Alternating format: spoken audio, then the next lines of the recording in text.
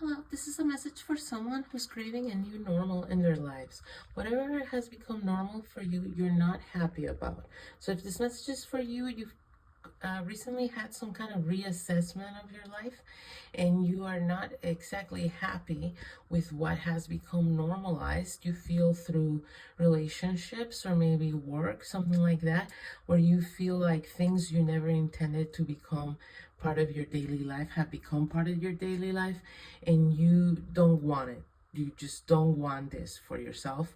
And so you're craving a new normal and you're wondering how to establish like new routines and how to get rid of certain things that again have been normalized. And the message coming through here is you really need to focus on your own behavior. If you start trying to get other people to unnormalize what's been normalized, it's gonna be like pushing a giant rock uphill.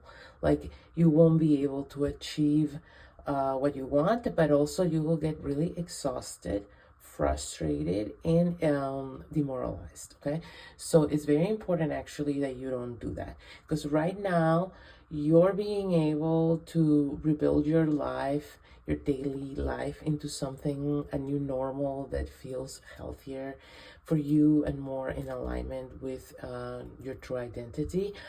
You're going to have to just rebuild it block by block, and it might take some time and it will take dedication and effort and discipline and commitment, and those are things you won't be able to do on a long-term basis, kind of like a marathon. If you lose your drive, if you lose your motivation, or if you get too discouraged, and that's what will happen if you try to get everyone around you to get with your program and change along with you. Something you can hope for is that if you set a different example, others will join you in it. But you shouldn't focus too much on that. You should just focus on doing what's right for you and letting others do what's right for them and navigate around it, okay? Build your life around these habits that other people have normalized that you don't want or like, and focus on your habits that you prefer, okay?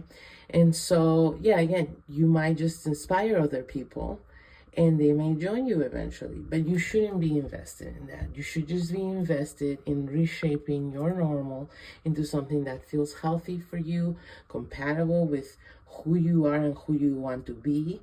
And through that, you might become more in alignment with a different environment, or your environment might transform itself to match this new normal for you.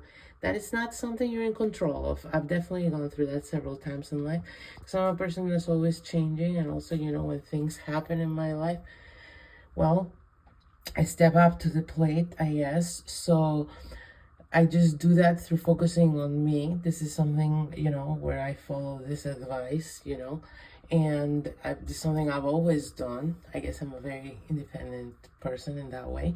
And yeah, sometimes people will follow your example. Sometimes they'll follow your example just for a little bit and then, go back to how they were. That happens very often. And it's only when they start seeing some kind of good results in your life and they're like, well, I want to be like you then, like I can lift weights too, So, but other times you will genuinely inspire change in somebody where they'll be like, well, I want to find something that I like as much as you like lifting weights, and that is good for my body. And then they'll find something, and then you'll be surrounded by a healthier environment. But other times, there will be people that no longer feel in alignment with you because they don't want that and they don't like the changes they see in you, and then they will just naturally sort of relocate themselves in the importance pyramid of your life. Okay, so hopefully this was helpful.